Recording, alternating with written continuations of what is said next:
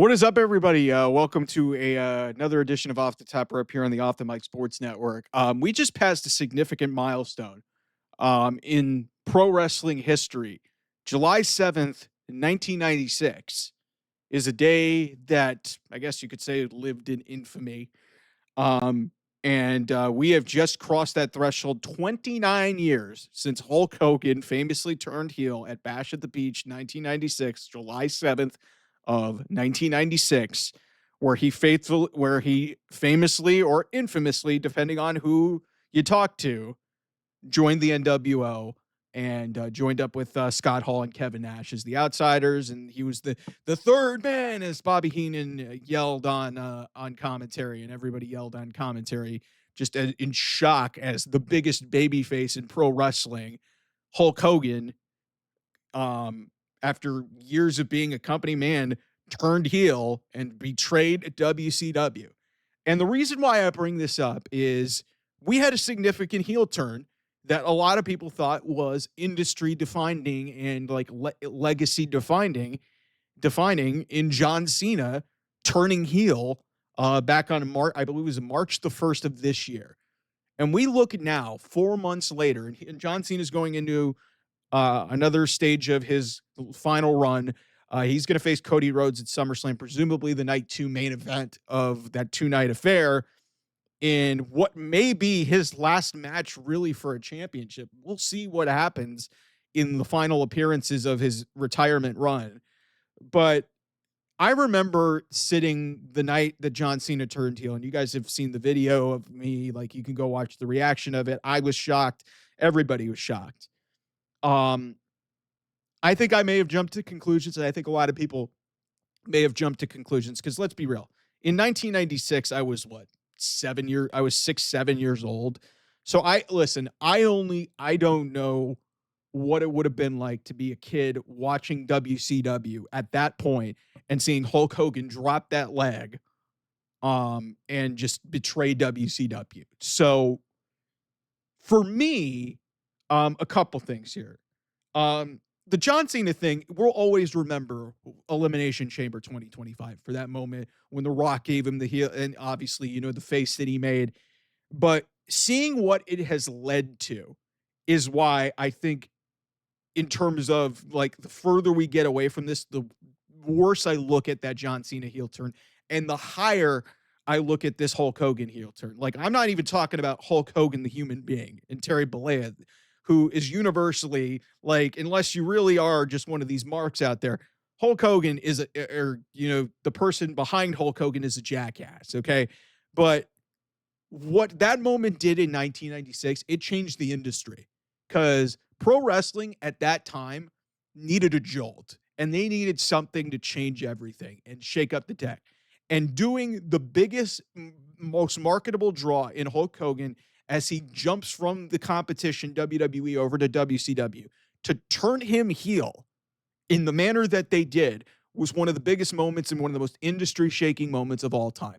John Cena doing this in his final year could have been so much more impactful had they executed a lot of these things properly. Number one, I really think that they should have done this at WrestleMania, because John Cena turning at Elimination Chamber, the novelty of it wore off. He just became a whiny ex-girlfriend, basically. His promos were kind of sucky.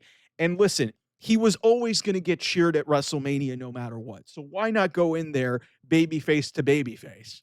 Why not do that? And then have John Cena potentially turn heel. And the crowd would have still been weird, but at least then you could have had the moment of, oh, the shock. He turned heel to get number 17. The fact that we had a month and like literally a month and a half before we got there, and then it all led to what we thought was going to be The Rock getting involved. It ended up just being Travis Scott. And to me, that's diminished the way that this heel turn has played out. Also, I just think WWE has had literally zero plan whatsoever. They've had no creativity, none whatsoever. They've literally done this retirement tour, literally him going through his greatest hits. The only difference is John Cena is a heel. And they did the most basic thing possible in terms of his heel run. And the further and further this has gone on, with the exception really of the CM Punk stuff, this has been one of the most generic and most boring title runs that I can remember. And the fact that it was on a John Cena heel turn, it's just disappointing.